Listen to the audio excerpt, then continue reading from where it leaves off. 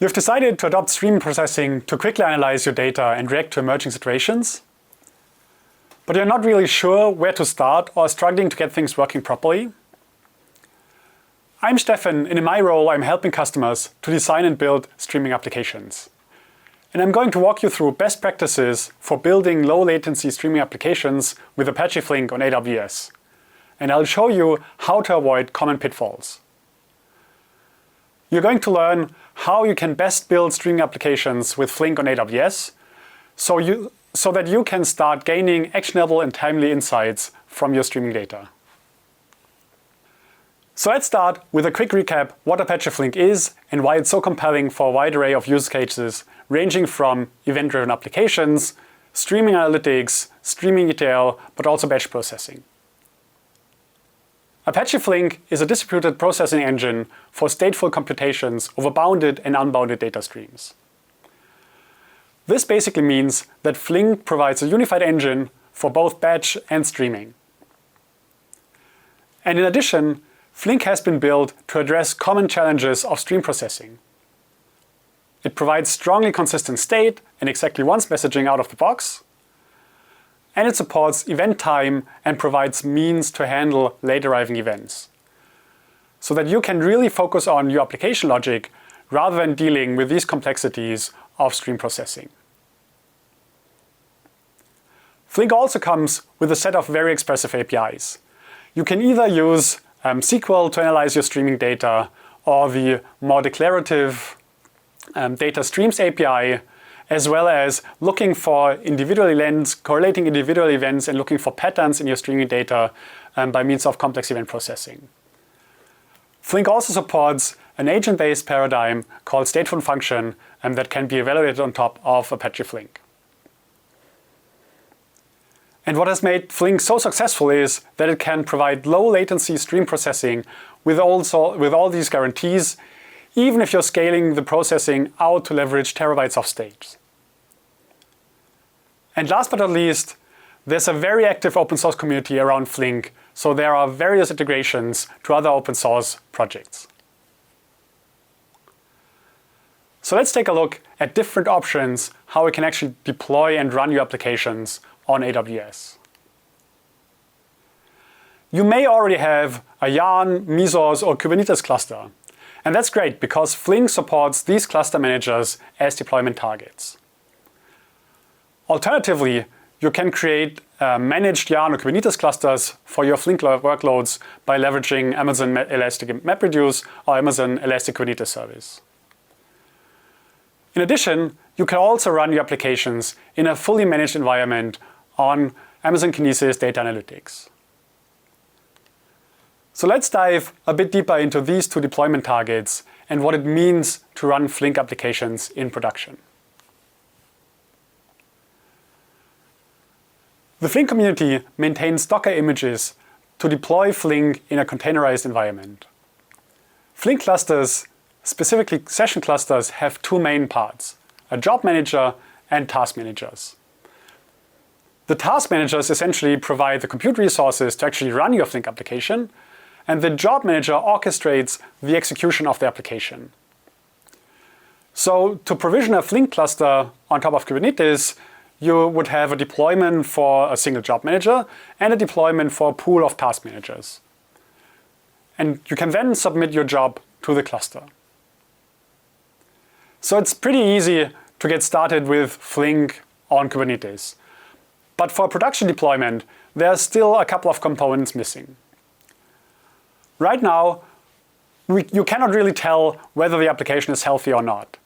And in particular, for streaming application, it's essential to have a good monitoring in place, as you're basically running a single application indefinitely. So you need additional monitoring to gain visibility into the application state. So I recommend you that you have a central component that is collecting logs from the task managers and the job managers so that you can have this visibility into the cluster. And very similarly, it's also a good idea to scrape the logs from both the task managers and the job managers into a central location so that you can easily query those logs and debug operational issues quickly. So with these two components in place, we have a good visibility in our cluster and we can debug operational issues. However, that doesn't help with protecting against failure. So right now, if a task manager fails, the entire job fails. So in order to prevent that, we can configure save points and checkpoints that are stored off the Flink cluster. So basically what this does is, the save points contain the operator state. So if now a task manager fails, the job manager can restart the job and resume from the state that has been persisted onto S3. So this helps for failure of task managers. However, the job manager, if it dies, it can be restarted by Kubernetes, but it doesn't know what jobs has been executed. So to help with that, you want to store the job metadata off cluster as well, and you can leverage Zookeeper for that. So now we have a cluster that you can monitor and that can recover from failure. But for streaming application, it's really common that they follow traffic patterns. So depending on the time of the day, the patterns and the throughput of your application changes. So in order to increase the efficiency of your Flink cluster, you can have a component that monitors the logs and then scales the resources of your Flink cluster accordingly. And last but not least, you as the user want to submit Flink applications into the cluster, or you may want to enable your end users to submit applications to the cluster. And although it's possible to configure encryption and authentication with the job manager itself, it's a good practice to use a REST proxy to deal with these authentication and security aspects. So now we can deploy applications to our Flink cluster, but there are quite a few components that we need to manage in addition to the actual cluster so that we can monitor the health of our application and recover from failure. And this is the value that Kinesis Data Analytics adds. It will provision and manage these additional resources for you so that you don't have to manage those resources by yourself. And it also provides tight integrations with the AWS platform. So you as a user, if you want to submit a job, you simply give us your jar file and the service will then provision the resources on your behalf and execute the Flink application in a highly available setup. So running Flink applications on a self-managed cluster and on Kinesis Data Analytics requires very similar components. The difference is just whether you need to manage these components yourself. In particular, if you're starting your stream processing journey, creating and packaging a Flink application can be complicated enough in itself. So using Kinesis Data Analytics allows you to focus on your application logic and not on your infrastructure.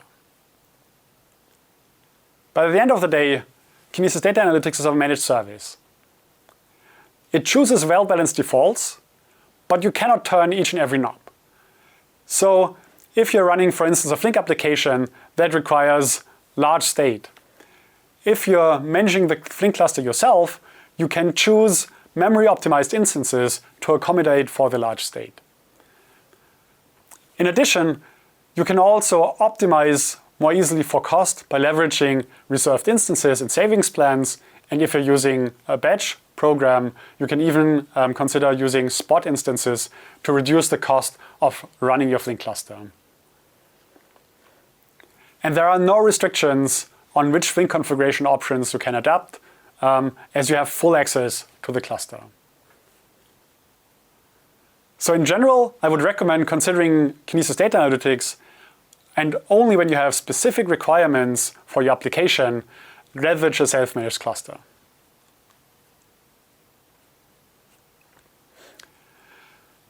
So now that we have chosen a deployment target, we can take a look at how to build low latency Flink applications. When building streaming applications, they're usually reading from some kind of streaming storage to decouple producers and consumers and gain a more robust architecture. So in the following, we take a closer look at how to build low latency applications that are consuming from Apache Kafka and Amazon Kinesis Data Streams. Reading from Kafka almost always means establishing network connectivity to brokers. So let's assume that your Kafka cluster is already running in your VPC. Essentially what this means is that the network interfaces of the respective Kafka brokers are exposed in those subnets. And in order to establish network connectivity to these brokers, you can just deploy your task managers into the same subnets, and if you then configure the security groups of the brokers correctly, you can have a Kafka source that consumes and connects to these brokers.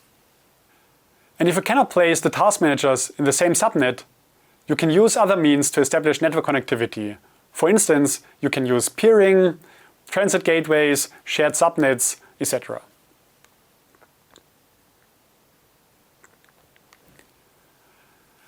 Things are slightly different when you are connecting to Kafka from Kinesis Data Analytics.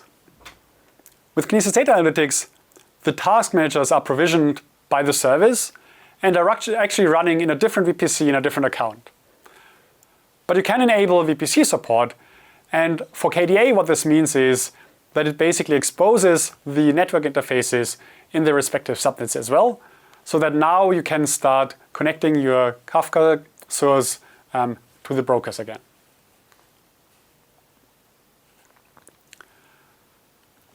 So let's take a look now at how to consume from a Kinesis data stream. While reading from Kafka basically comes down to network connectivity and authentication, interestingly enough, these aspects are less of a concern for Kinesis data streams. A Kinesis data stream has a public endpoint and you can authenticate through IAM. So you can leverage roles so that the Flink application can simply pick up credentials from the environment.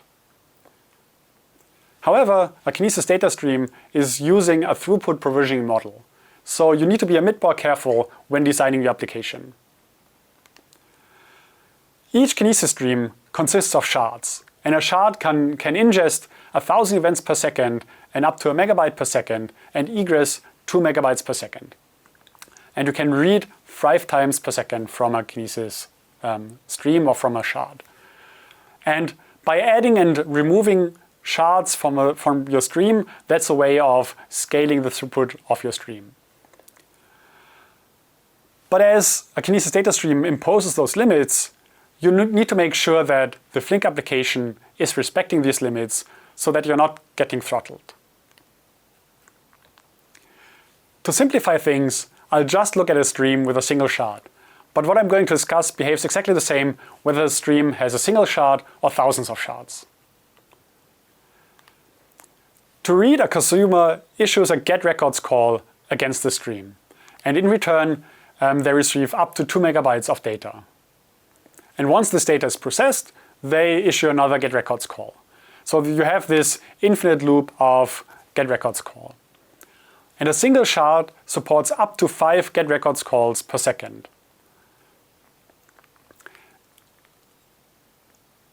So that means that for a single consumer, they can pull every 200 milliseconds from the Kinesis stream.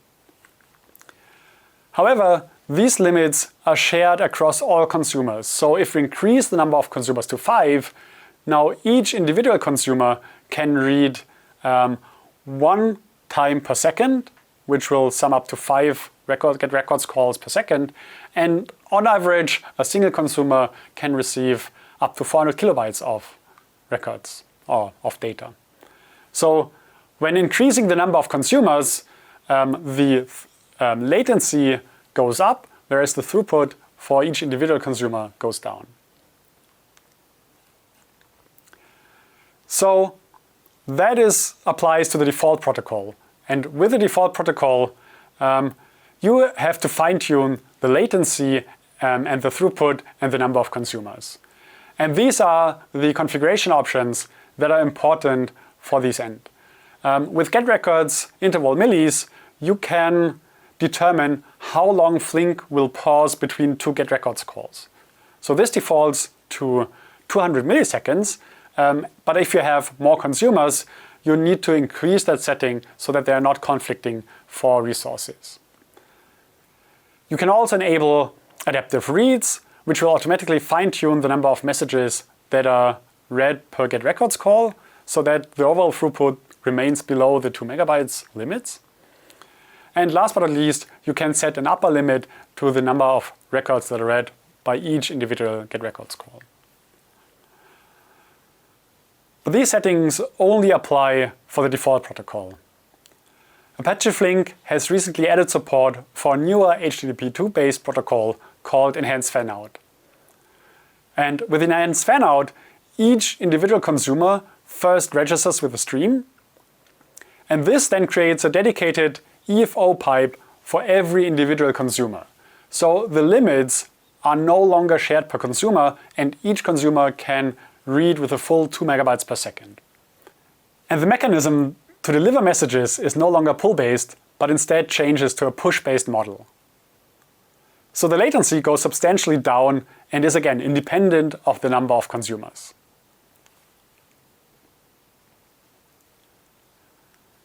So to produce into a Kinesis stream, you simply use a Kinesis sink. But if you zoom into the sink, we can see that it uses the Kinesis producer library under the hood to actually produce events into the stream. The Kinesis producer library takes care of retrying events that could not be delivered into the stream, and it also sends events in batches to improve the efficiency.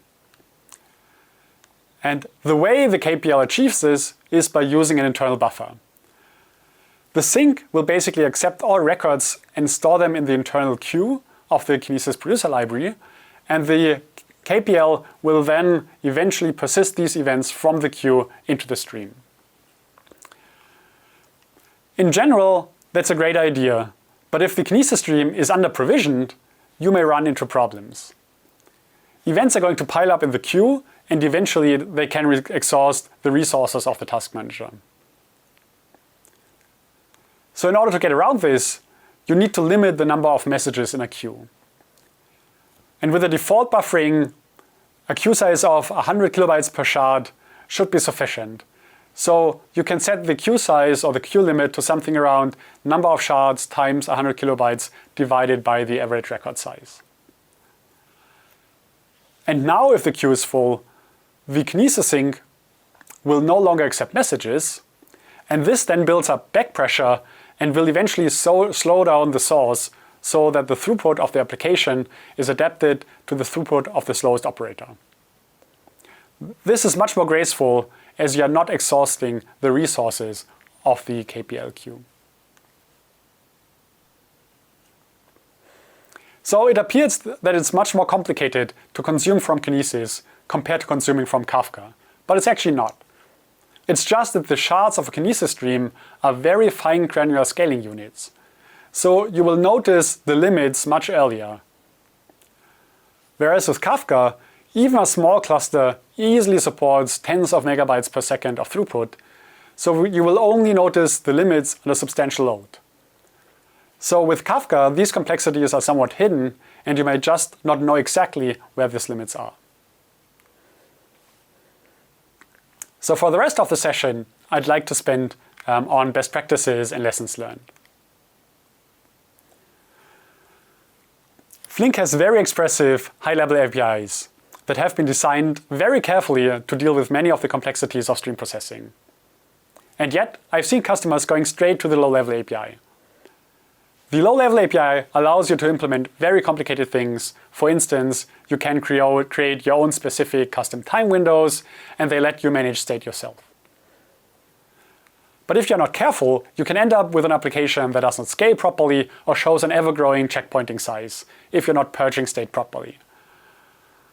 So don't underestimate the effort that has gone into the design of the high-level APIs and how these APIs can make your life much easier. So if it's one thing that you're taking away from the session, it must be this: only use the low-level APIs as a last resort. And understand that it can be initially more expensive and it can take more effort to get your head around things like time windows, event time, triggers, and all that. But trust me, it'll pay off in the long run if you try to understand these concepts first. And if you don't have that knowledge today, there are two books I can recommend for you to read. The first one, stream processing with Apache Flink, talks specifically about how to build streaming applications on top of Apache Flink. And the second one, streaming system, talks more generally about concepts and theory of stream processing on a more abstract level. A second thing I've noticed is that sometimes customers are not aware of the benefits of deploying and in particular debugging the application locally within their IDE.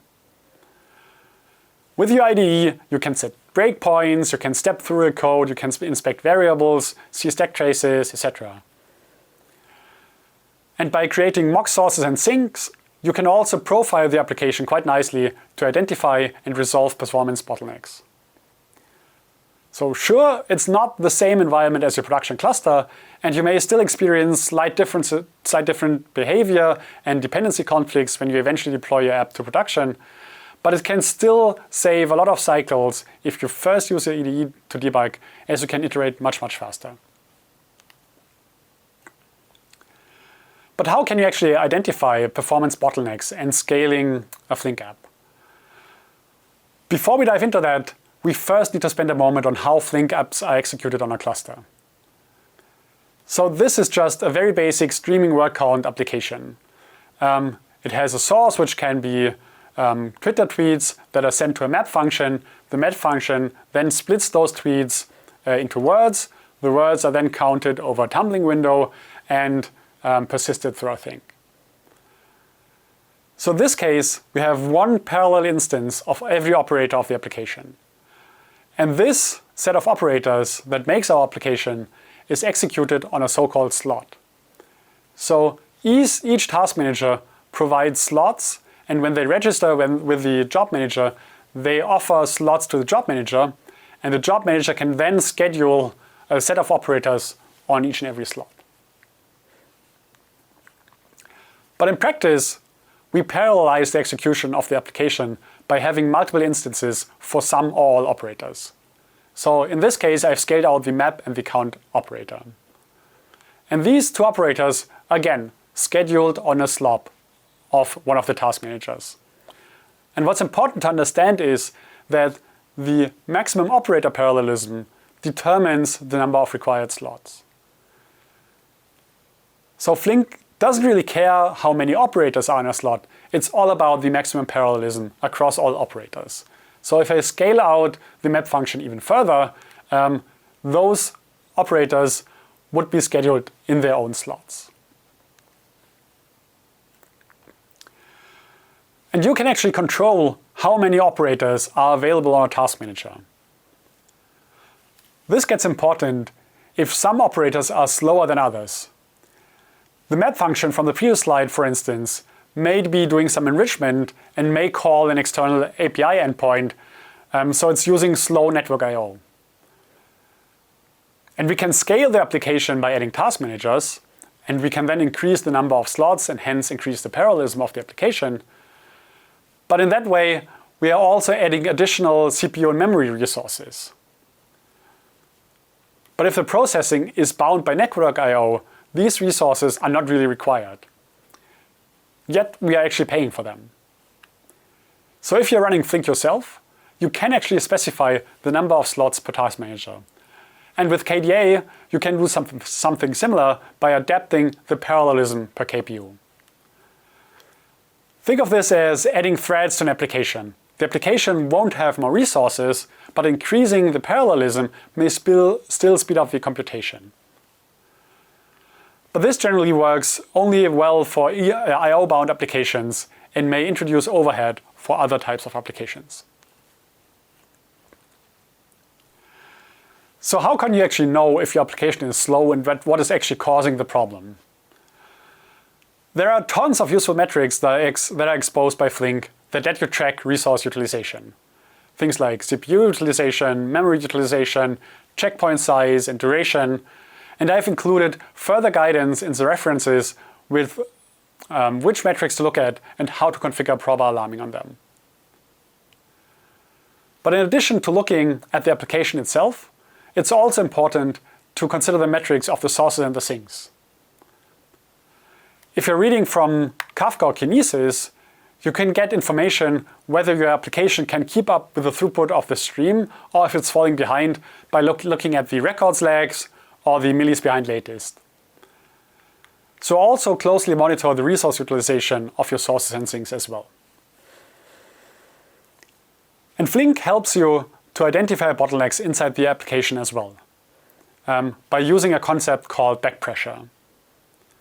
The idea is that an operator that is producing data faster than the downstream operators can consume causes backpressure, which is then propagated in the opposite direction to the source, so that the sources can slow down and the throughput of the application is adapted to the throughput of the lowest operator. To debug even further, you may even replace the sources and sinks with mock implementation so that you can see what if they are the bottleneck and what the maximum throughput of your application is. So looking at backpressure is a great way for debugging and optimizing your application, but to automatically scale your production application, you're commonly looking at the metrics that are continuously emitted by Flink. Kinesis Data Analytics, for instance, looks at the CPU utilization to scale out the application.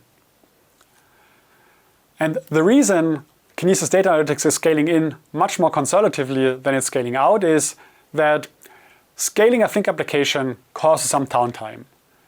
So the way scaling Flink works is by triggering a save point and terminating the application. So the internal operator state is persisted into a save point, the application is stopped and then restarted with adaptive parallelism and resumes from the save point. So the operators won't lose any state and you won't skip any messages from the stream, but still there is some time where the application is not producing or consuming any events from the source. A second thing to notice is that native autoscaling only considers CPU to decide when to scale. And that can actually be a problem when you are I/O bound. For these use cases, you actually want to disable scaling and implement your own custom scaling policies that can be alarms that you set on CloudWatch that trigger scaling activity through application autoscaling. And in the references at the end, I have included further details to how that's set up. Last but not least, I'd like to discuss how to analyze logs to debug operational challenges. But before we dive into that, I want to mention that logging is an expensive operation, in particular for Kinesis Data Analytics. So please avoid extensive logging, in particular on the data plane plan. If you just log each and every event you're processing, when you're processing tens of thousands of events per second, it'll overload the logging system. So some logging is okay and often required, but just don't log everything or set logging to debug for a production application. But then querying logs is a very powerful tool to identify and resolve operational challenges. And with CloudWatch Logs Insights, you can very effectively inspect and query your logs as well. Here I'm using, for instance, a regular expression to search for log messages matching access denied. But you can also search for log messages that are caused by exceptions. And this is what the result looks like. You can further drill down to a specific point in time, and as the queries are executed in a distributed fashion, you can quickly search through very large amounts of log files. So that was a lot to digest, and I'd like to close the session by taking a look at the Flink open source contributions. The service team is dedicated to contribute back. We have been promising this for quite some time now, and we're now seeing the first results of these efforts. We have already discussed how enhanced fanout can help to consume data from a Kinesis stream more efficiently. And this is something that has been contributed back to the open source project. We are also working on the Kinesis SQL connector so that you can query your data in a Kinesis stream more easily through SQL. And we will continue to contribute back and want to become an active part of the community. When the service launched, it was actually called Kinesis Data Analytics for Java application. And back then it seemed to make sense to position the managed Flink offering as an imperative Java alternative to the already existing SQL offering. But the team has decided to give the open source project more visibility and hence recently renamed the service to Kinesis Data Analytics for Apache Flink. And last but not least, we are also helping through sponsoring community events like Flink Forward so that you can learn even more about Flink and its use cases. As promised, here are some more additional references so that you can dive into the details of what we've been discussing. And this concludes this whirlwind tour on building low latency applications with Apache Flink on AWS. We've looked at different deployment models and how to choose between those options. We've discussed how to efficiently use streaming storage such as Kafka and Kinesis Data Streams. And we've walked you through the best practices for building Flink applications on AWS. But given the time constraints, I was only able to scratch the surface on many topics. So check out the references for more details. Thanks a lot again for joining and have a great rest of the conference.